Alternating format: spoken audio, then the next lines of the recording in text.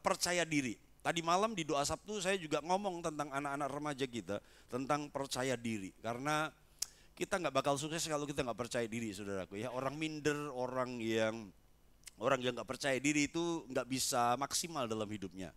Bagaimana supaya kita bisa percaya diri? Nah, remaja dan pemuda akan bahas tema itu. Oke, next. Ini judul kita sore hari ini, doa Yesus. Ternyata walaupun Yesus itu Tuhan sejati, tetapi dia juga berdoa. Kenapa? Karena dia juga manusia sejati. Nah, mungkin teman-teman kita di luar bingung, saudaraku. Lu katanya Yesus itu Tuhan, kok dia berdoa? Kalau Yesus Tuhan, dia berdoa kepada siapa? Mereka tidak memahami kristologi, saudaraku ya. Jadi kalau Bapak Ibu lihat YouTube dan kemudian ada serangan-serangan terhadap iman kekristenan kita, jangan goyah. Kalau Bapak Ibu ragu, tanya. Ya, tanya WA, Pak Denny, ini penjelasannya gimana? Ya, cara kita memahaminya bagaimana? Kan di luar sering kan, kalau Yesus Tuhan, kenapa dia berdoa? Kan kita berdoa kepada Tuhan, lalu Yesus berdoa kepada Tuhan siapa? Yang mana? Mereka tidak memahami kristologi, bagaimana Yesus adalah manusia sejati dan dia adalah Tuhan sejati. Next, yang berikutnya, ini ayatnya. Bapak Ibu saya baca, Bapak Ibu simak saja. Markus 1 ayat 35 sampai 39. Pagi-pagi benar, waktu hari masih gelap, ia bangun dan pergi keluar. Ia pergi ke tempat yang sunyi dan berdoa di sana.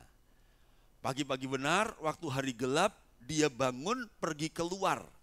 Kenapa keluar? Dia ingin sendirian. Ya, karena mungkin dia tidur rame-rame dengan murid-murid. Saya membayangkan zaman itu Yesus kemana-mana pergi itu tidur rame-rame dengan murid-murid, saudaraku ya. Dia keluar, dia ingin doa pribadi. Dia cari tempat yang sunyi dan berdoa di sana. Nah, ayat 35 ini dalam Alkitab terjemahan Inggris dipakai kalimat begini bagian akhir. He spent time in prayer. Dia menghabiskan waktu dalam doa. Nah, itu yang tidak ditulis dalam terjemahan Indonesia. Dikatakan bahwa Yesus hanya berdoa di sana.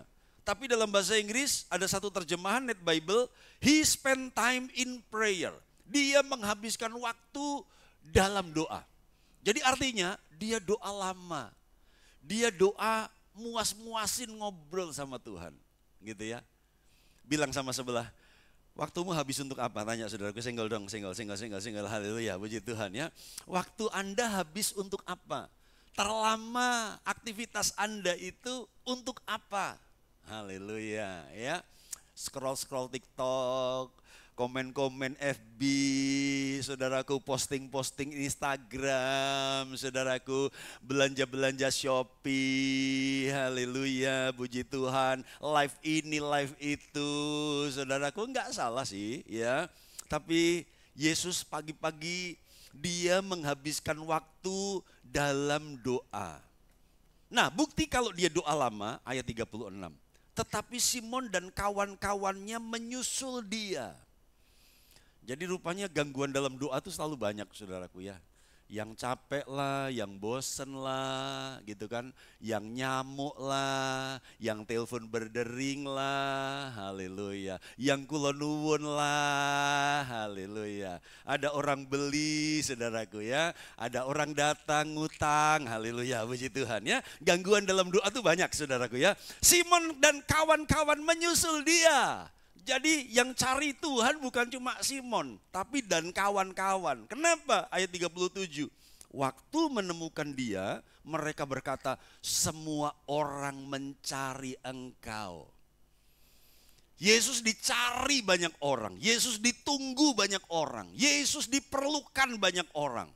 Tapi ayat 38 dia jawab begini, jawabnya, mari kita pergi ke tempat yang lain. Ke kota-kota yang berdekatan. Supaya di sana juga aku memberitakan Injil karena untuk itu aku telah datang. Lalu pergilah ia ke seluruh Galilea dan memberitakan Injil dalam rumah-rumah ibadat mereka dan mengusir setan-setan. Lagi doa, lama-lama asik ngobrol, mencari dan mengejar hadirat Tuhan. Simon dan kawan-kawan menyusul dia. Enggak tahu Yesus sudah amin atau belum, saudaraku. Ya. Tapi ketika itu Simon dia bilang, semua orang cari engkau. Tiba-tiba Yesus jawab, yuk kita pergi ke tempat yang lain. Kita akan lihat kenapa Yesus lakukan itu. Ya, dia dibutuhkan, dia dicari, dia ingin. Dia diinginkan untuk melayani banyak orang. Tapi dia bilang, kita pindah tempat. Kita jadi berkat buat orang lain. Kenapa seperti itu? Sebentar kita belajar. Yuk, haleluya. Next yang berikutnya. Nah, sebelumnya saya ingin membawa kita latar belakang ketika Yesus berdoa. Dia berdoa di ayat 35. Tapi sekarang perhatikan latar belakang sebelum dia berdoa pagi-pagi itu. Markus 1 ayat 35 kita tunggu di bawah. Sekarang kita lihat Markus 1 ayat 32. Cerita sebelumnya. Ini di Kapernaum. Menjelang malam, sesudah matahari terbenam, dibawalah kepada Yesus semua orang yang menderita sakit dan yang kerasukan setan. Maka berkerumunlah seluruh penduduk kota itu di depan pintu. Ia menyembuhkan banyak orang yang menderita bermacam-macam penyakit dan mengusir banyak setan. Ia tidak memperbolehkan setan-setan itu berbicara sebab mereka mengenal dia. Ayat 35, pagi-pagi dia doa. Artinya begini Bapak Ibu Saudaraku, rupanya di ayat 32, malam sebelum pagi-pagi itu berdoa, malam sebelumnya dia melayani orang. Startnya adalah maghrib, menjelang malam, sesudah matahari terbenam. Jadi menjelang malam baru dia mulai melayani. Yang dilayani, perhatikan, sedikit orang, semua orang. Apakah orang baik-baik saja? Tidak. Yang menderita sakit dan yang kerasukan setan. Semua orang yang datang bermasalah. 33.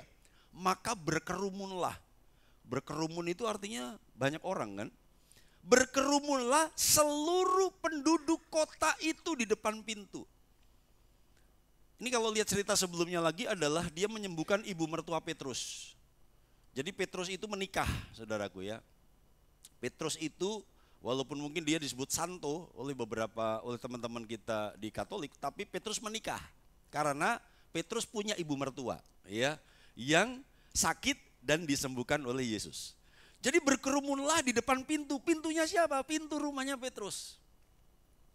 Gitu ya.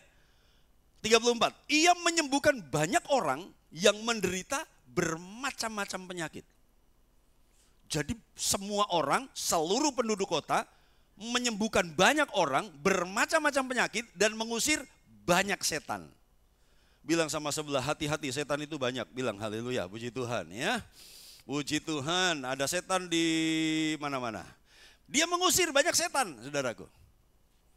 Intinya begini, Yesus sibuk, Yesus capek, Yesus sedang kerja keras. Ingat, dia mulai pelayanan menjelang malam. Dan saya percaya bisa jadi sampai malam. Karena seluruh penduduk kota. Karena banyak penyakit, banyak setan, saudaraku. Ayat 35 Markus 1, pagi-pagi benar, waktu hari masih gelap, ia bangun dan pergi keluar, pergi ke tempat yang sunyi dan berdoa di sana. Next, apa yang kita bisa lihat? Sesibuk dan selelah apapun, Yesus tetap berdoa. Katakan sama-sama, tetap berdoa. Haleluya, puji Tuhan, saudaraku ya. Sesibuk dan selelah apapun, Yesus tetap berdoa. Dia kerja sampai malam menolong orang, tapi pagi-pagi hari masih gelap. Memandang wajahmu, mengikuti kebaikanmu. Jadi saudaraku, Yesus menghabiskan waktu di dalam doa. Sepanjang malam dia kerja fisik, saudaraku. Dia tumpang tangan, dia teriak, dia khotbah, mungkin dia ngajar, dia konseling. Tapi pagi-pagi, saudaraku, dia doa. Dia minta kekuatan yang baru. Kenapa? Karena masih banyak orang yang menunggu dia. Lanjut. 36. Tetapi Simon dan kawan-kawannya menyusul dia. Next. Ya. Simon dan kawan-kawannya menyusul dia. Waktu menemukan dia mereka berkata, semua orang mencari engkau. Semua orang perlu pertolonganmu. Artinya gini, sepanjang malam itu belum selesai Tuhan menolong orang. Gitu loh ya. Yang dilayani banyak, Yesus mungkin capek, dia sebentar, saya istirahat dulu. Gak bisa selesai hari ini. Sehingga pagi-pagi dia doa, banyak orang mencari Tuhan. Kenapa? Malamnya belum tuntas semua yang dilakukan Yesus, saudaraku. Nah Bapak Ibu saudaraku, Yesus sedang ditantang untuk bekerja terus atau berdoa terus. Rupanya beda melayani Tuhan dan melayani pekerjaan Tuhan. Doa itu melayani Tuhan secara pribadi. Kalau kita doa, kemarin minggu Vian berkata doa itu untuk kepentingan Tuhan, bukan untuk kepentingan kita. Seharusnya doa itu bukan membuat Tuhan menjadi objek, bukan membuat Tuhan menjadi oknum yang harus bekerja bagi kita. Itu firman Tuhan minggu lalu.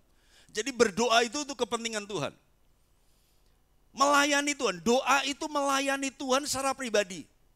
Di sana kita nggak bisa jaim, di sana kita nggak bisa sok kelihatan kudus, di sana nggak dilihat orang karena kita langsung berhadapan dengan Tuhan. Tapi melayani pekerjaan Tuhan, itu melayani aktivitas pelayanannya, sibuk sana sibuk sini. Oh khotbah saudaraku, oh saudaraku WL saudaraku, oh guru sekolah minggu, oh diakonia saudaraku, oh besuk saudaraku, apalagi saudaraku. Ya, haleluya, puji Tuhan. Melayani pekerjaan Tuhan berbeda. Jadi melayani aktivitas pelayanan itu pelayanan pekerjaan Tuhan. Tapi mari kita belajar, sebelum melayani pekerjaan Tuhan, layani Tuhan terlebih dahulu. Ada banyak orang tuh yang sibuk pelayanan, tapi dia nggak sibuk doa. Makanya Bapak Ibu Saudaraku, kalau beberapa waktu kami nggak bisa ditelepon, kami nggak bisa ditemui, kami pergi ke luar kota, kami perlu itu saudaraku, kami perlu berdoa. Ya, jadi jangan sibuk melayani pekerjaan Tuhan. Jangan sibuk jadi ibu rumah tangga tanpa doa. Jangan sibuk jadi karyawan tapi tanpa doa. Jangan sibuk saudaraku jadi bisnismen, jangan sibuk cari uang tapi tanpa doa. Layani Tuhan kita terlebih dahulu. Haleluya. Yang mau melayani Tuhan secara pribadi katakan amin saudaraku. Haleluya ya. Banyak orang suka yang di bawah melayani pekerjaan Tuhan. Sebab kalau melayani pekerjaan Tuhan kan tampil saudaraku. Oh dilihat orang. Wah, dilihat kudus, bisa pencitraan, bisa bersembunyi terhadap dosa pribadi. Tapi kalau kita melayani Tuhan langsung, saudaraku, oh, semuanya transparan ya. Tidak ada yang bisa ditutup-tutupi. Lanjut yang berikutnya, next. Lihat, Yesus melayani Tuhan lebih dulu sebelum melayani pekerjaan Tuhan. Dia ngerti dia udah capek sepanjang malam dia lakukan pekerjaan besar, pagi-pagi dia doa. Yuk kita baca yang kalimat yang berwarna putih di bawah. 1, 2, 3. Panggilan doa adalah panggilan melayani Tuhan. Engkau dipanggil untuk melayani Tuhan, engkau dipanggil dalam panggilan doa. Ya, kita sudah belajar doa itu ngobrol apa adanya dengan Tuhan. Enggak perlu sikap tertentu, tidak perlu cara tertentu, tidak perlu kata-kata tertentu, ngobrol dengan Tuhan. Ya. Kalau nggak bisa ngobrol, diem. Saudara, saya kadang-kadang cuma berlutut dan diem di hadapan Tuhan. Tuhan ini aku, ini aku. Itu aja, ini aku. Zaman dulu saudaraku kalau orang Pantekosta, oh pendeta-pendeta, anak-anak Tuhan Pantekosta zaman dulu cuma berlutut. Dan dia jam-jaman hanya ngomong begini, haleluya, haleluya. Kalau ada cucu yang penakut, haleluya. Orang Pantekosta dulu tuh jam-jaman berlutut cuma ngomong haleluya ribuan kali, saudaraku. Tapi Tuhan kerja dengan dahsyat. Tuhan kerja dengan luar biasa. Jadi nggak ada alasan kita nggak bisa doa. Nggak ada alasan kita nggak bisa doa. Banyak orang tanya, Pak kalau doa jam-jaman itu ngomongnya ngomong apa? Rasa ngomong haleluya. Haleluya. Tuhan, aku diomongin orang. Haleluya. Tuhan, si itu belum bayar utang. Haleluya. Gak usah ngomong banyak, saudara. Tuhan, istriku cerewet. Haleluya. Haleluya. Puji Tuhan. Bapak-bapak yang suka pelihara burung peliharaan, engkau suka kalau burungmu cerewet. Haleluya, ya.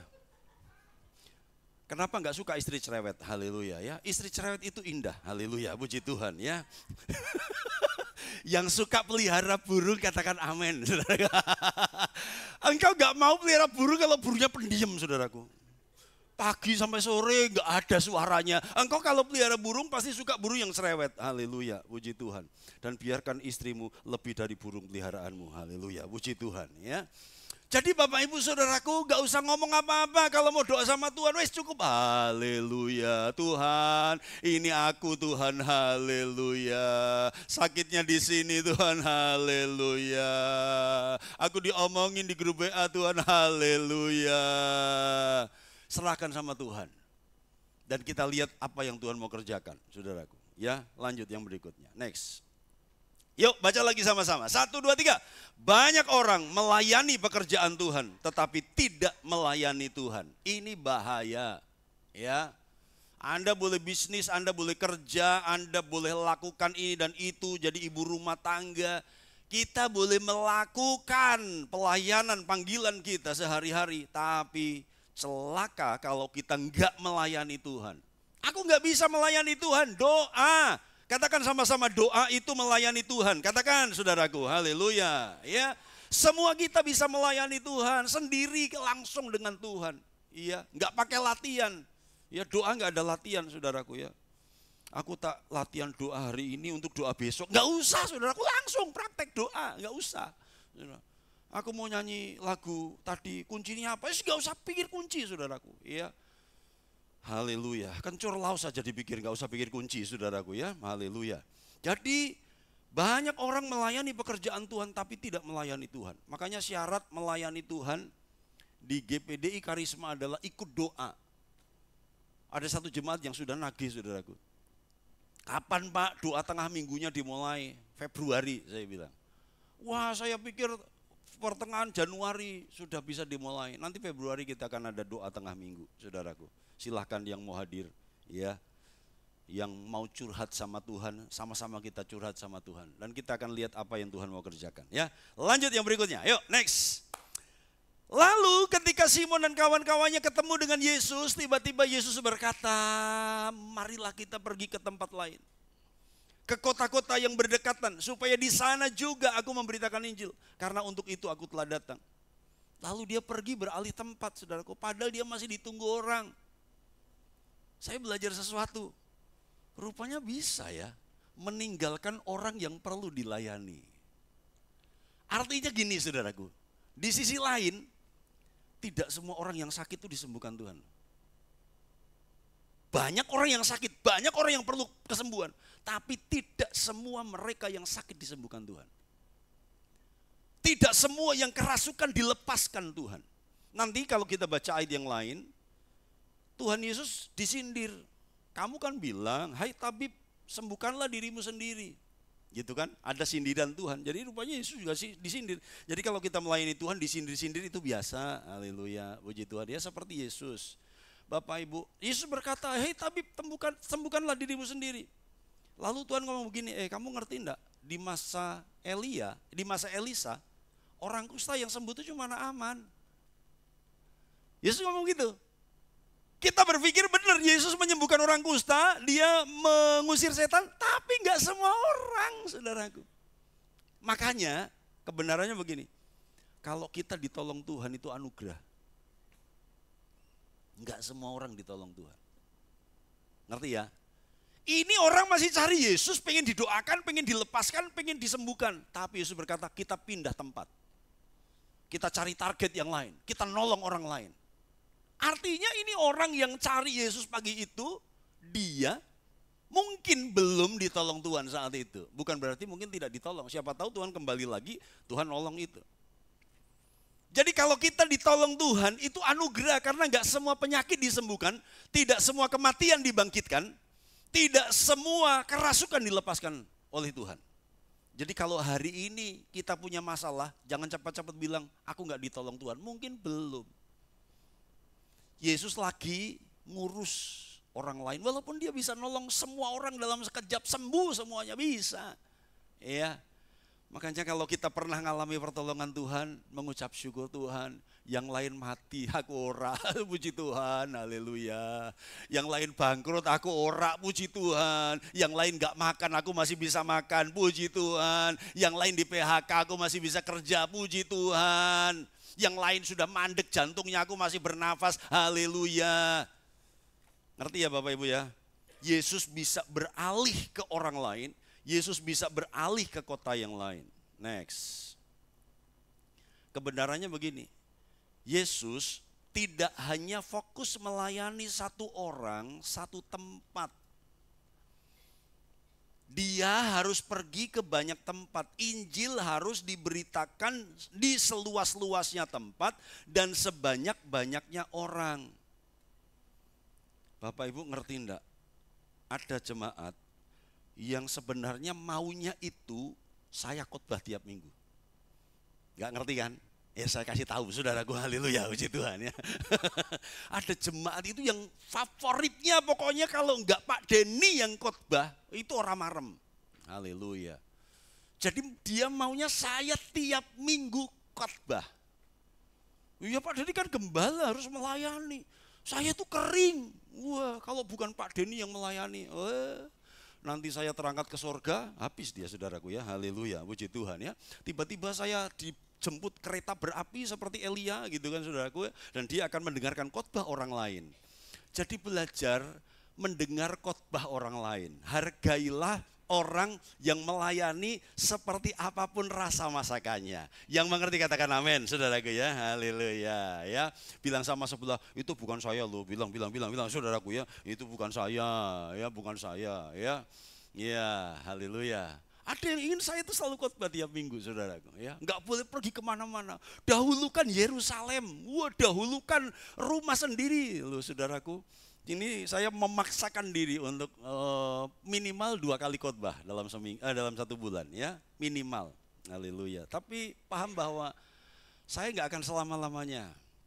Kalau organisasi tiba-tiba memutasi saya, Pak Denny pindah ke Jogja. Wah, melayani di Jogja. Kita mau apa? Kalau Tuhan mau seperti itu. Jadi Bapak Ibu Saudaraku, Injil harus diberitakan seluas-luasnya tempat dan sebanyak-banyaknya orang.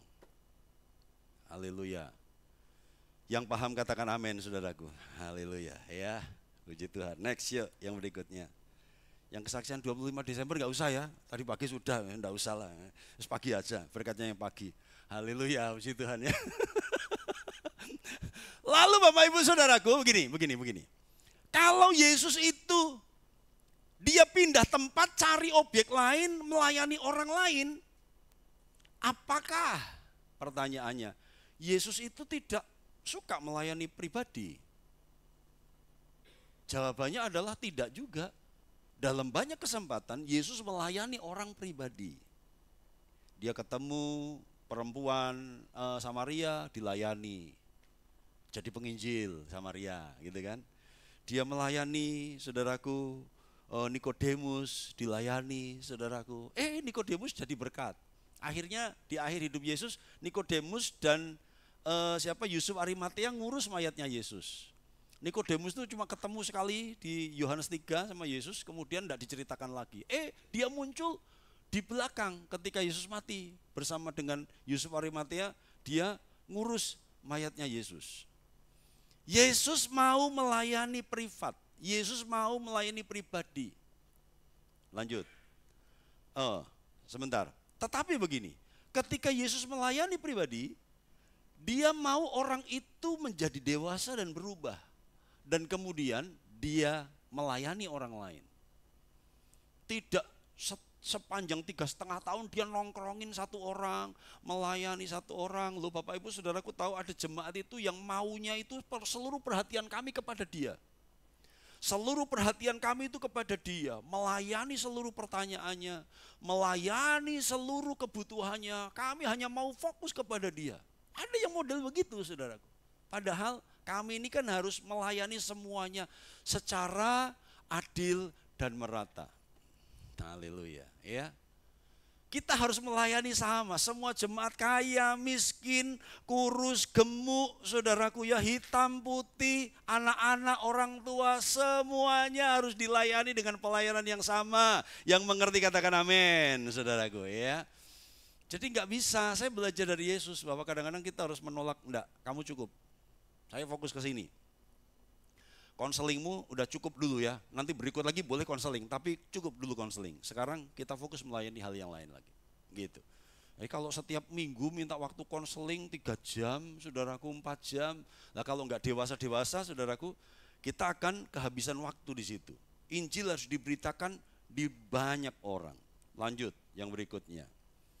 Coba, ini cerita tentang apa, Bapak Ibu?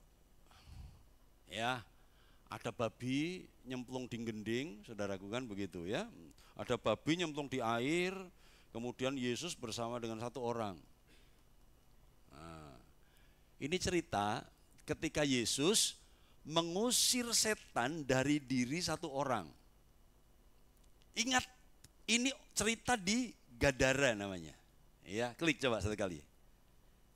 Ini orang kerasukan di Gadara. Dan orang ini dilayani privat. Selama berapa lama? 1 hari saja. Ceritanya gini. Malam-malam itu Yesus menyeberang dengan murid-muridnya, angin badai. Murid-muridnya takut, Tuhan engkau biarkan kita binasa. Badai, Yesus tenangkan, tenang. Rupanya melewati badai itu mau menuju ke Gadara, ke cerita ini. Untuk menyembuhkan 1 orang. Yang kerasukan legion. Jadi yang merasuki setan ini bukan cuma 1 setan, tapi legion. Akhirnya ketika diusir, saudaraku, maka setan-setan itu merasuki 2000 babi. Babinya stres, saudaraku, iya kan? Manusia dirasuk mungkin lebih dari 2000. Karena korbannya ketika pindah dari manusia diusir masuk kepada 2000 babi. Kenapa Pak Dani bisa berkata bahwa setannya mungkin lebih dari 2000? Legion, nanti searching legion itu berapa banyak pasukan Romawi.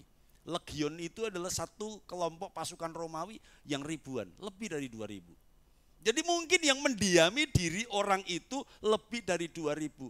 Lah 2000 yang tersedia cuma 2000 babi. Yang lain kemana? Yang lain kehabisan rumah kos. Haleluya, puji Tuhan ya. Yang lain gak punya tempat kontrak, saudaraku ya. Babinya cuma 2000, babinya stres.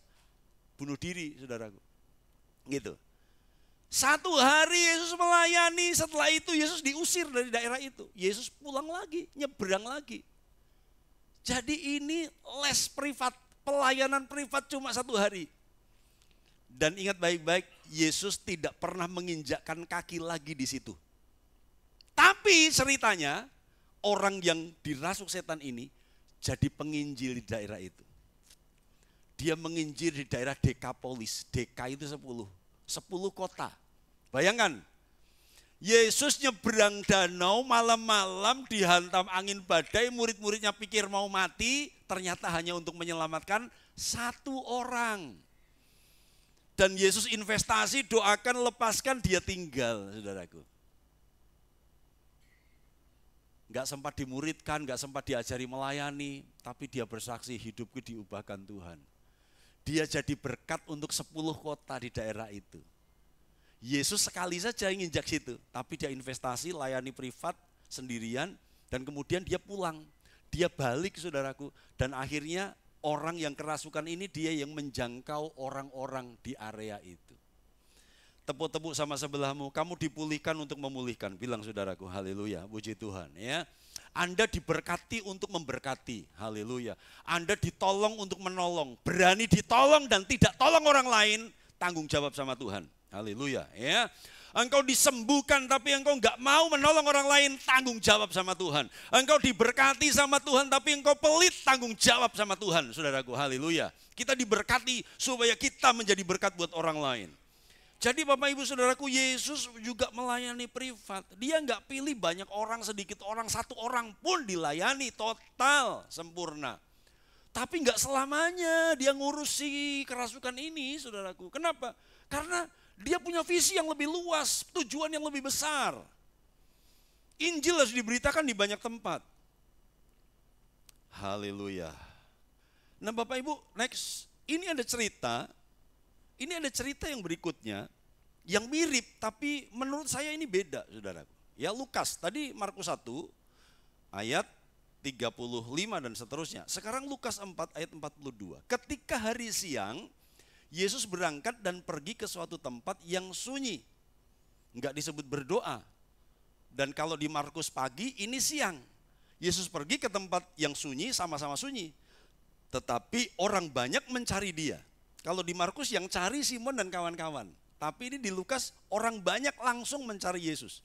Lalu menemukannya dan berusaha menahan dia supaya jangan meninggalkan mereka. Jadi kalau Simon tadi di Markus mencari Yesus, ketika ketemu banyak orang mencari engkau. Sekarang di bagian ini ketika hari siang Yesus dicari banyak orang, lalu mereka menahan dia supaya jangan meninggalkan mereka. 43. Tetapi ia berkata kepada mereka, juga di kota-kota lain aku harus memberitakan Injil kerajaan Allah, sebab untuk itulah aku diutus. Bagian ini sama. 44 beda. Dan ia memberitakan Injil dalam rumah-rumah ibadat di Yudea. Kalau di Markus itu di Galilea. Rupanya sekarang di Lukas dia menolak, dia meninggalkan mereka, beralih ke tempat yang lain, dan Yesus memberitakan Injil di area Yudea. Kenapa saudaraku? Yesus tahu ada prioritas pelayanan.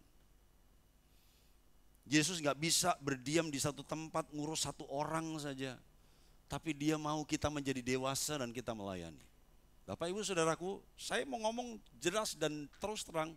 Gak selama-lamanya saya melayani Bapak Ibu Saudaraku. Sampai kapan gak tahu. Tapi dewasalah. Bertumbuhlah. Layani orang. Jadi seperti Yesus. Saya sudah menabur firman, saudaraku. Engkau yang harus kemudian jadi berkat. Satu kali di Kalimantan, kami melayani 1 minggu. Saya dan Bu Febe sudah beli tiket PP. Berangkat tanggal sekian, pulang tanggal sekian. Setiap hari ini pelayanan. Natal. Gitu. Di hari terakhir, besoknya pulang. Di hari terakhir, ada satu hamba Tuhan bilang begini, Pak, tolong Bapak mundur 1 hari pulangnya, boleh enggak? Kenapa Pak? Tolong melayani Natal di tempat saya. Dalam hati tadinya cuek-cuek, sekarang minta pelayanan. Bapak Ibu tahu enggak, kalau kita ke daerah dan banyak orang enggak kenal, belum kenal kami datang tuh dicuekin, saudaraku. Siapa ini? Pendeta ireng elek, haleluya, puji Tuhan. Wah siapa ini datang ke Kalimantan? Kita dicuekin biasa. Jadi pelayanan dicuekin tuh biasa, saudaraku. Bukan berarti kalau kita datang pelayanan kemana-mana langsung disambut kayak raja, kayak Yesus. Enggak, kadang-kadang dicuekin. Nanti mereka dengar khotbah, nanti mereka ngalami rasa hadirat Tuhan. Baru Pak Gembala, puji Tuhan. Haleluya. Langsung semuanya dikeluarkan. Wah Bapak mampir ke tempat kami, haleluya. Kapan jadwal kami, kapan tahun depan datang lagi. Kalau sudah dengar firman, rasa hadirat Tuhan, saudaraku. Bukan karena kami, karena mereka ketemu Tuhan. Awalnya nyuekin. Hari terakhir pendeta ini ngomong, Pak mundur 1 hari ya pulangnya. Supaya Bapak melayani Natal di tempat kami. Saya nggak ngerti apakah pembicaranya batal, sakit, saya nggak ngerti, ataukah memang belum ada pembicara. Tapi saya ngomong begini, Pak nggak bisa. Besok itu sudah ada tiket saya pulang sama istri. Kenapa saya harus pulang? Karena saya ditunggu pelayanan satu gereja kecil di Kopeng. Gereja kecil. Tapi karena udah deal tanggalnya, saya harus tanggung jawab dong. Kami harus pulang untuk melayani satu gereja di Ngablak, bukan Kopeng. Ngablak saudaraku. Ya. Lalu Pak Pendeta ini nggak putus asa, dia ngomong begini, Pak batalin aja, hanguskan Bapak mundur 1 hari, tiket Bapak dihanguskan, nanti kami ganti tiket baru. Asal Bapak mau mundur 1 hari dan melayani kami. Bapak Ibu, kalau orang bilang hanguskan tiket, lalu nanti saya ganti tiketnya, itu berarti orang kaya. Itu berarti gereja mampu. Tapi saya bilang enggak. Saya udah komitmen sama gembala di desa gereja kecil. Kasihan kalau dia dibatalkan. Haleluya. Kalau dia harus cari orang lain, dia nggak bisa bayar tiket orang seperti kamu. Dan kami tinggalkan mereka. Kami tidak mengikuti permintaan itu. Saudaraku, Yesus meninggalkan satu kelompok orang untuk beralih ke orang yang lain. Nah, pesannya begini, jangan sampai Yesus tuh nggak sabar dengan kita dan kemudian dia fokus ke orang lain lagi. Saya percaya sih dia Tuhan yang adil yang tetap memperhatikan kita. Tapi maksudnya gini, ketika ada kesempatan melayani, layanilah saudaraku. Sebab kesempatan itu nggak datang 2 kali. Siapa tahu Tuhan nggak bisa nawari engkau lagi. Saya sudah pernah berkata bahwa ada orang yang ingin melayani dalam keadaan sakit. Dan saya berkata, Pak, Bapak sudah terlambat melayani. Bapak sudah nggak akan sembuh. Bukan saya ingin dia mati, tapi betul pada akhirnya. Sampai akhir hidupnya dia nggak sempat melayani dan nggak sembuh lagi. Karena Tuhan taruh dalam hati, dia nggak akan sembuh lagi. Dia sudah menyia-nyiakan waktu selama ini untuk melayani Tuhan. Jadi maksudnya, saudaraku, ketika ada kesempatan lakukan itu. Karena Yesus itu bisa beralih. Alkitab berkata kaki Dian bisa dipindahkan. Layani Tuhan sungguh-sungguh. Layani Tuhan komitmen saudaraku. Kaki Dian bisa dipindahkan, Tuhan ancam loh. Kalau engkau gak bertobat aku pindahkan kaki Dian. Apa sih? Kaki Dian itu pengurapan. Pengurapan bisa dipindahkan ke orang lain. Tuhan mau pakai hidupmu tapi engkau gak mau dipakai Tuhan.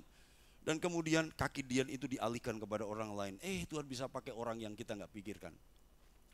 Bapak Ibu Saudaraku, dia berpindah tempat. Dia berpindah memberitakan Injil ke tempat yang lain. Next yang berikutnya, ini dilewati aja. Oke, lewati saja kesimpulan.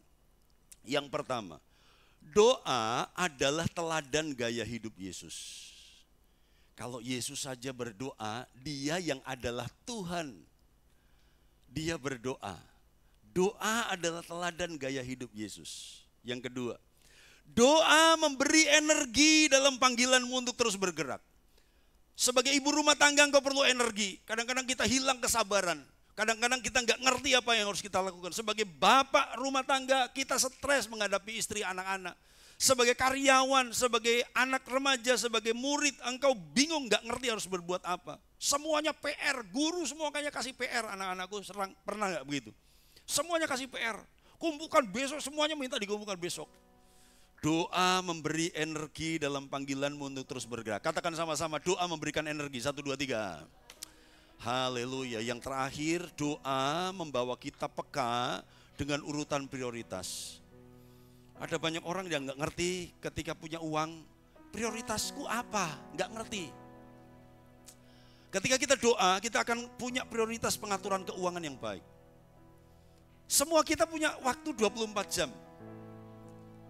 Mungkin uang bisa beda, tapi modal waktu dari Tuhan, waktu itu adalah anugerah, waktu adalah kesempatan. Yang setuju waktu kesempatan katakan amin, saudaraku ya. Semua kita punya modal yang sama, 24 jam. Nggak ada di antara kita yang hidup 25 jam.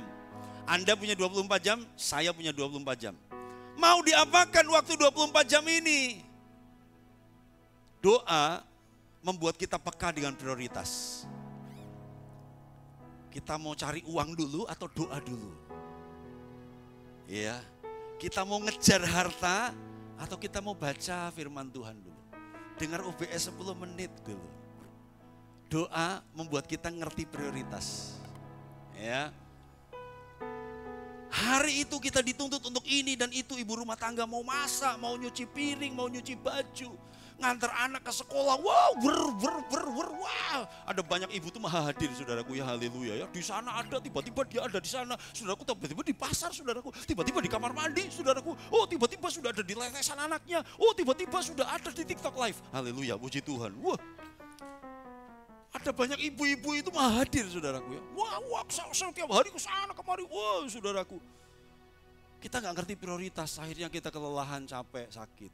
Doa membuat kita ngerti prioritas. Tuhan, ajari aku ngatur waktu, ajari aku ngatur uang, ajari aku nata rumah, ajari aku noto hati. Haleluya, puji Tuhan ya. Nata rumah perlu, nata hati juga perlu.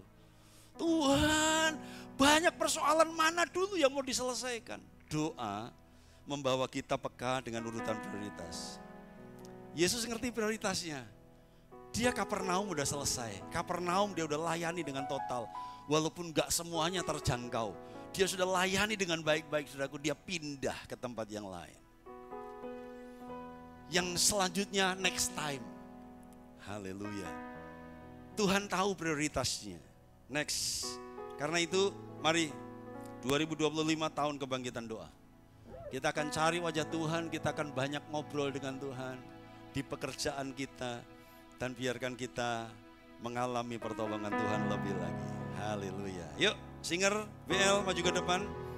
Kita mau menyanyikan perhatikanlah bunga bakung di ladang. Tuhan hiasi tanpa bekerja. Coba BL nyanyikan pujian ini dan kita dengarkan dulu satu kali.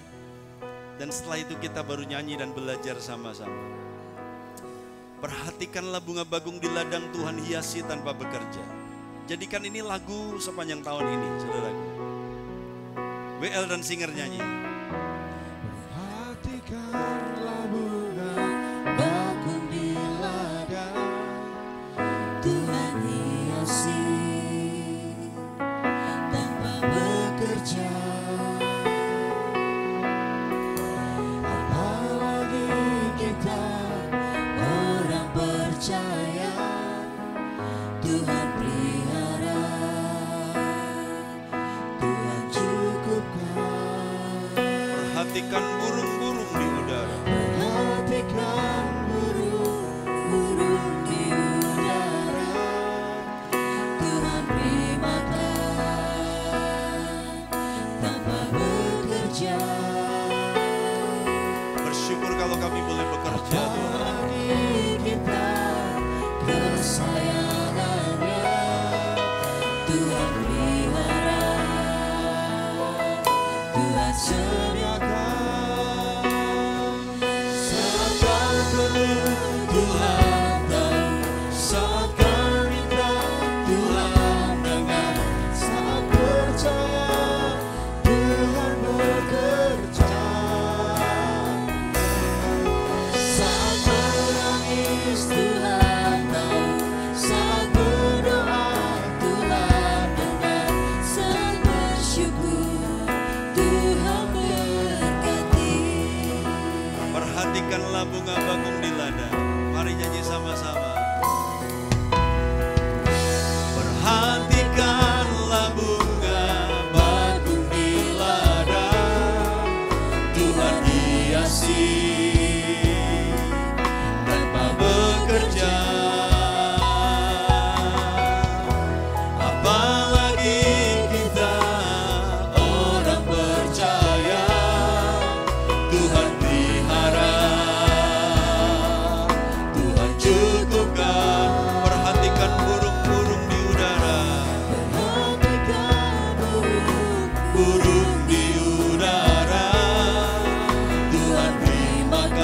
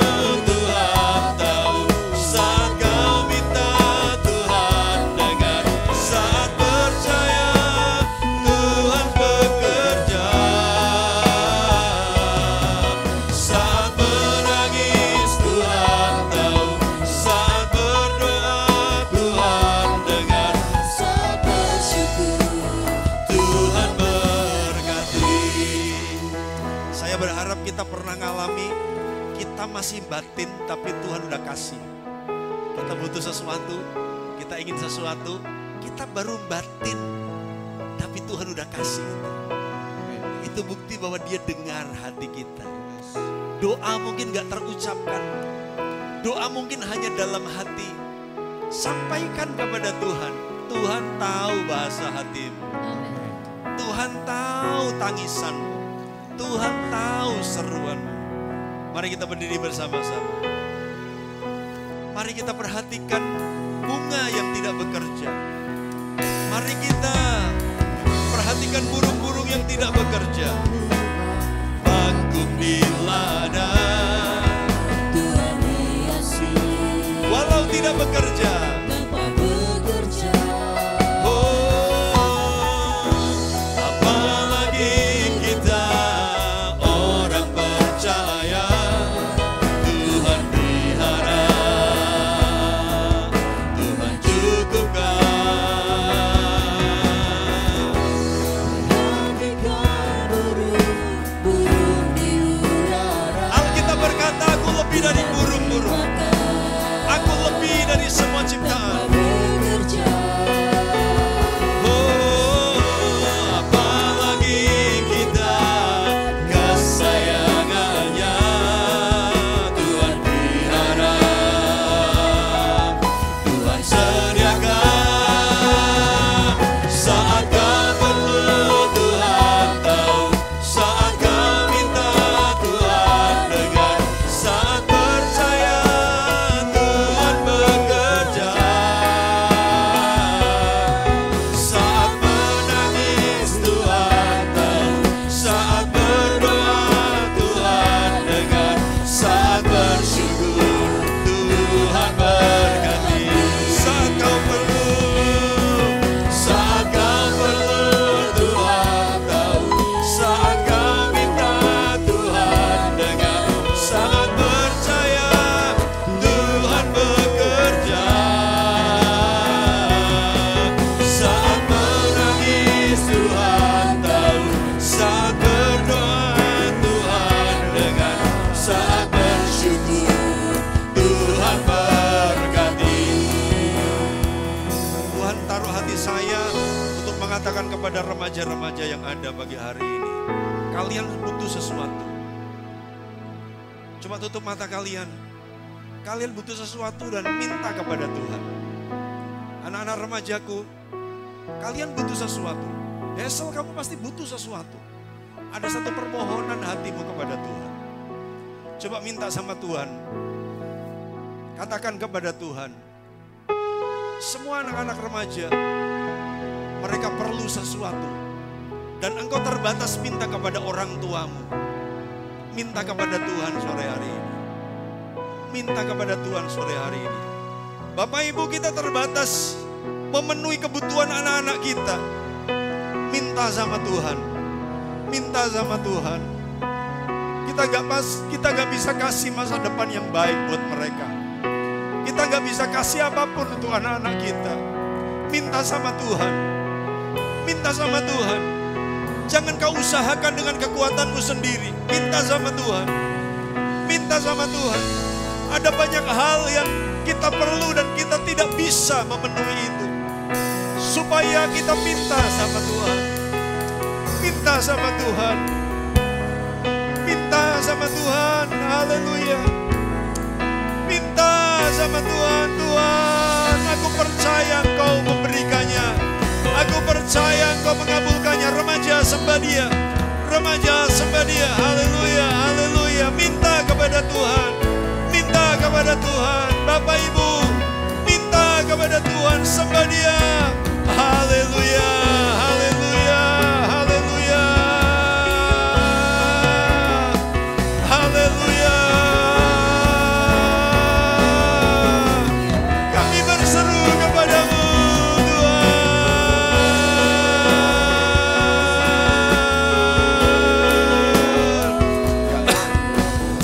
Kami berseru kepada Tuhan. Haleluya.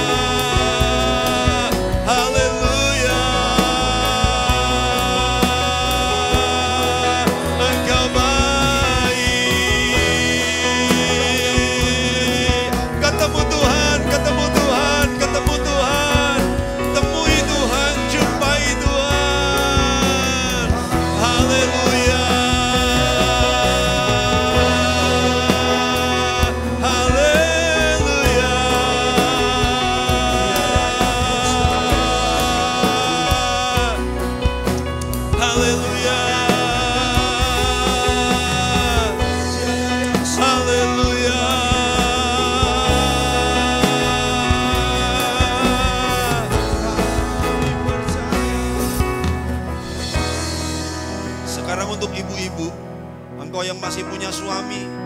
Engkau begitu mudah minta kepada suamimu. Coba belajar sekarang sebelum minta kepada suamimu, minta kepada Tuhan lebih dulu. Suamimu kewalahan memenuhi seluruh kebutuhanmu mungkin. Ibu-ibu belajar sebelum minta kepada suami, minta dulu sama Tuhan. Suami-suami mungkin engkau kesulitan memenuhi kebutuhan rumah tanggamu. Minta sama Tuhan. Berdoa sama Tuhan. Suami jangan hanya kerja keras untuk memenuhi kebutuhan-kebutuhanmu, minta dan berdoa kepada Tuhan. Belajar mengandalkan Tuhan. Bukan dengan kerja kerasmu, tetapi dengan anugerah dan berkat Tuhan. Engkau yang single parent, engkau yang sendirian, bukan dengan usahamu, bukan dengan kerja kerasmu semuanya menghasilkan. Hanya kalau Tuhan memberkati, hanya kalau Tuhan bergerak, Dia akan memenuhi kebutuhanmu. Ora et labora, berdoa dan bekerja. Bekerja dan berdoa, lakukan semuanya. Jangan hanya mengandalkan keringat, keahlian, pengalaman, relasi, pengalaman, pendidikan. Andalkan Tuhan. Mari kita angkat tangan kita. Saat kau perlu Tuhan tahu, saat kau minta Tuhan dengar, saat percaya Tuhan bekerja, saat menangis Tuhan tahu, saat berdoa Tuhan dengar, saat bersyukur Tuhan berkati. Saat ku perlu Tuhan tahu, saat ku perlu Tuhan, saat ku minta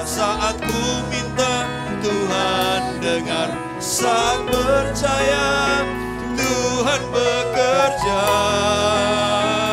saat menangis Tuhan tahu, saat berdoa Tuhan dengar, saat bersyukur Tuhan berkati. Sekali lagi, saat kau perlu, amin. Saat percaya Tuhan bekerja,